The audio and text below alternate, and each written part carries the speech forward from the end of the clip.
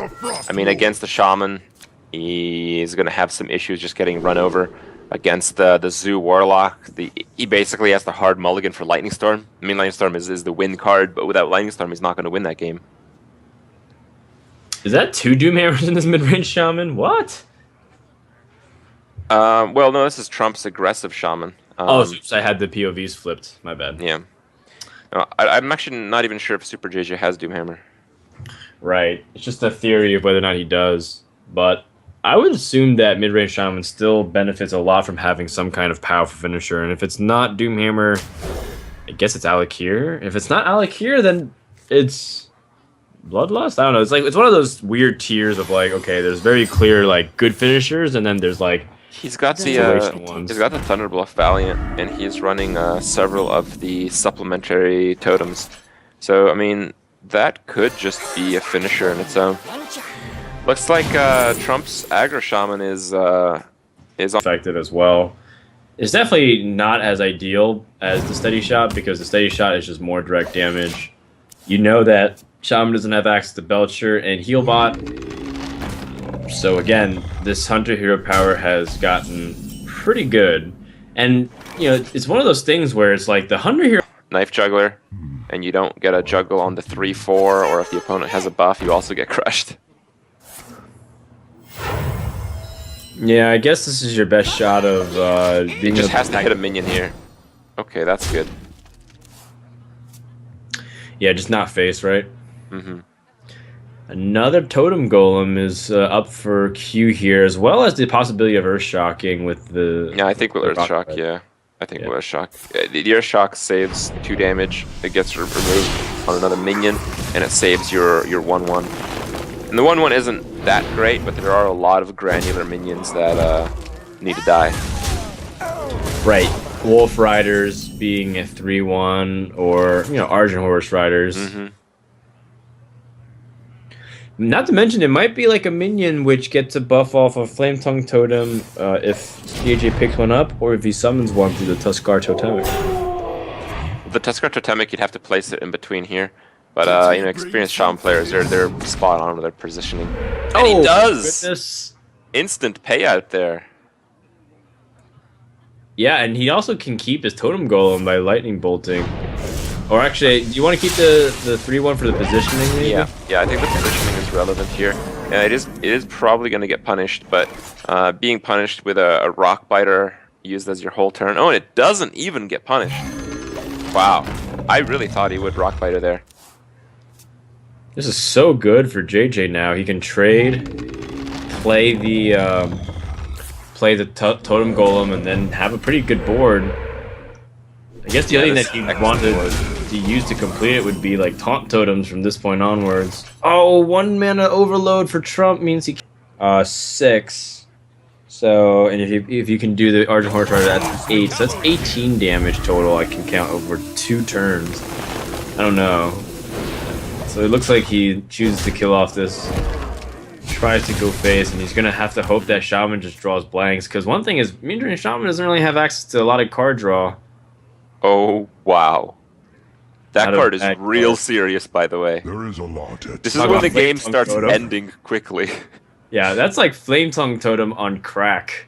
Yeah. Because these totems will gain +2 attack every single turn you hero power. And on summon, those minions get attack as well. Look at that. Just all face. You know, screw it. Suit trying to, you know, figure out Horse Rider in, Lightning Bolt to hit face. Put him at 23. You already used 1 Rock Biter though. I don't know. I'm definitely not liking Trump's chances to close out this game. No, this looks pretty doomed. He even clears a 1/1 token. I'm interested in that.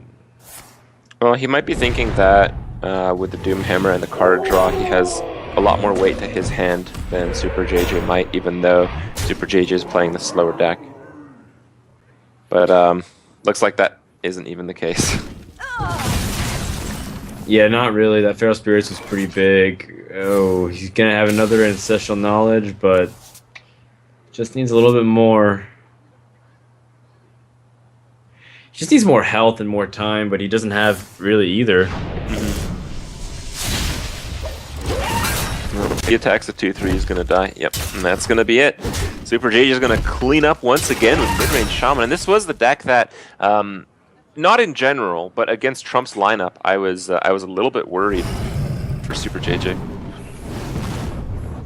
Worry not, Kriparian. You have the mid-range Shaman in good hands. SuperJJ has a winning record. Like Trump's Warlock is undefeated in the tournament, I believe. I believe it's a 2-0 record, just swept both times.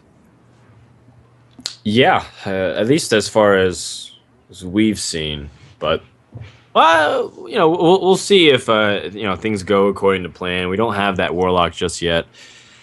Trump gonna stay on the Shaman, trying to catch SuperJJ's Druid deck. Once again on the coin, no Tunnel Trog, but he does have Sir Finley to start things off, and that allows him to use the coin flexibly, so that way he can use Abusive Sergeant or a Lightning Bolt to follow it up. Oh, this Druid hand! Wow, same throw. Oh, that has to be very unlikely. That would add. It's kind of like Rafam. Six permutations, right? So that would be like a 3% on that happening. It's not bad. It's like the Archthief Rafam card where you get the same 3 in the same position every single time. Maybe there's a tournament mode, Sir Finley Mergleton, where you just have to play the tournament card. And they give you the 3 best ones and that coin hero power on turn 2. You know there's something degenerate with a deck when that happens. Well, you know, he also, I mean, it's pretty correct if you look at his hand. Like, he has all 3 mana plays, so you'd rather just get the damage out now.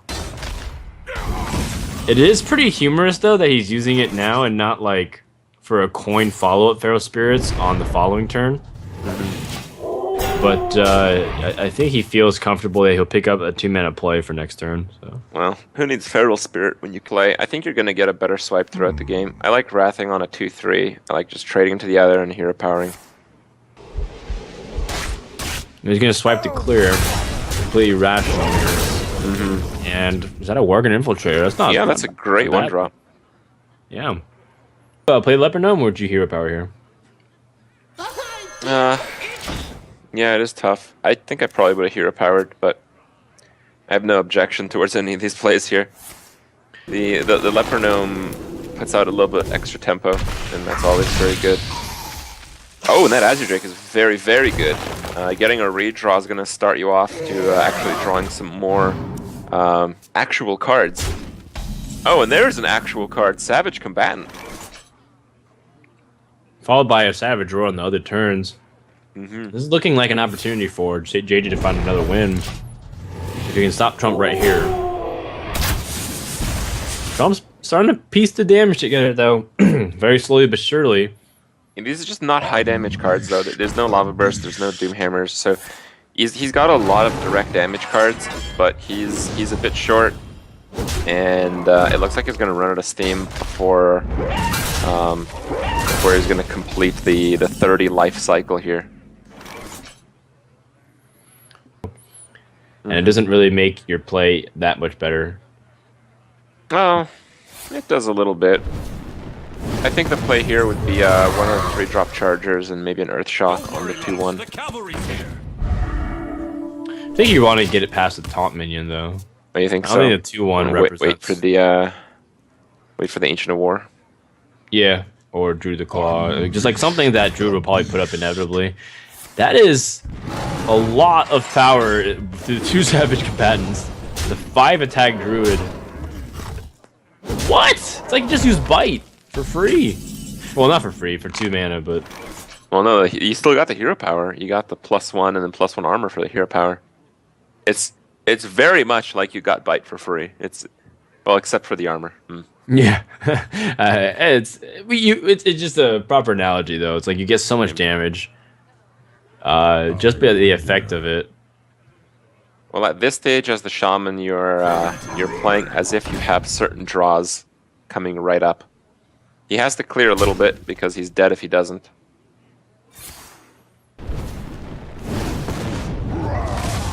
Well, Is he trading turns at all? out he's dead anyway. I believe he has to. He has to go face. Like you have to assume a certain amount of risk playing this shaman deck, and the more and more you get behind, the more and more risk you have to assume. So Trump is making extremely risky plays, but I think it's very hard to disagree with any of them.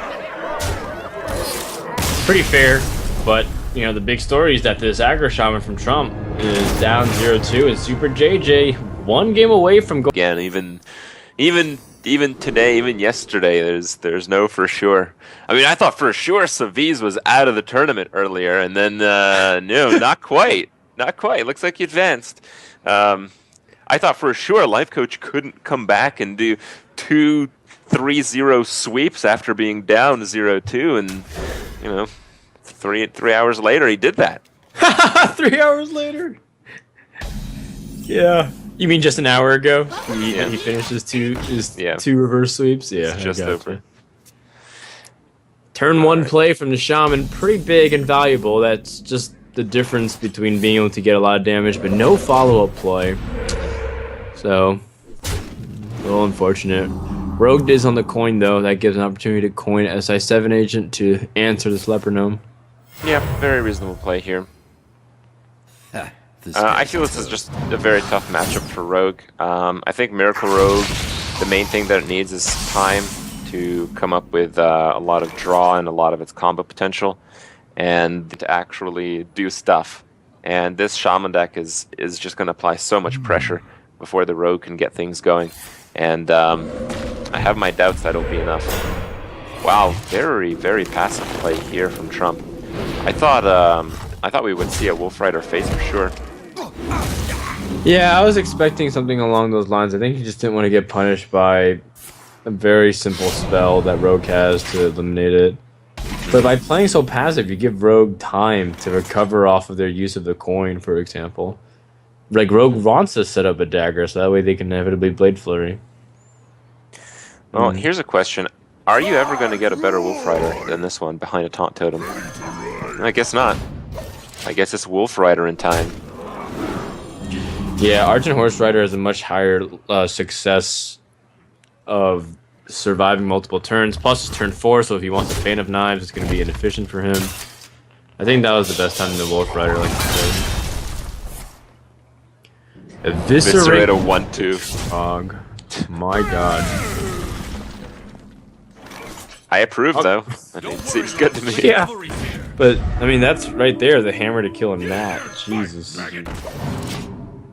I mean, it's just a pending threat of what the Trog can do. It can grow so fast and so large that you have to take it very seriously. And when it's at the 2 health, you don't have the guarantee of another SI. You can't really backstab it, so... Alright, well, with SuperJJ... Oh, I was just going to say, if he gets Doomhammer, he's going to get destroyed. Put him down 13. Oh, that's true, it is 13. Oh, sorry, he's got...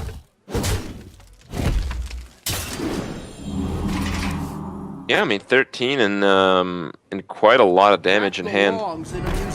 This insane card draw might be all for nothing here. Oh my goodness. Well, we'll see. I mean, it's still a pretty good amount of cards. He's likely to pick up his Farseer. Yeah, doesn't need that second Gadget Stand. All right. Well, how much damage is this? This is 9 total.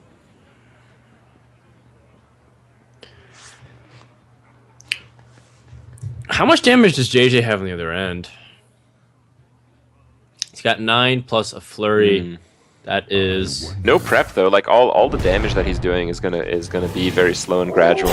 Right. That's a good point.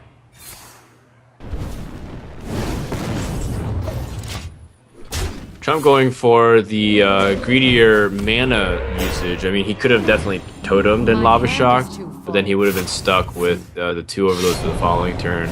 Oh, he is going to do a Blade Flurry. I thought he would do a Thalnos Fan. It's just more damage, because the Thalnos Fan doesn't necessarily guarantee a board clear on the 2-1, so you might as well just go at full damage. Okay. Alright, well, Trump needs to come up with 4 damage.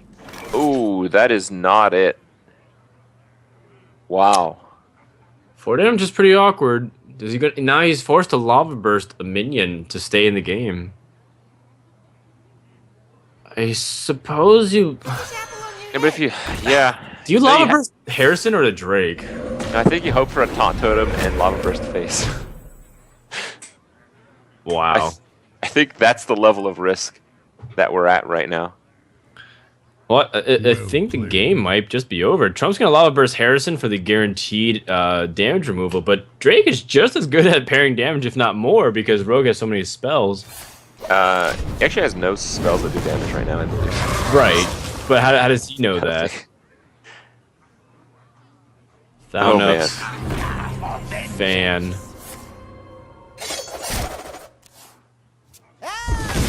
Shiv. Yeah? Or you can Farseer to put No, yourself. I like Farseer. Yeah, I like Farseer. The only chance that you lose. Oh, this is cute. I like this. He's gonna go for the Eviscerate Lethal. That's a great play. Did he get it? got it! He got it! Sick. Oh my. Rewarded! SuperJJ with the super sexy plays. Excellent stuff. Well, Trump has been swept. But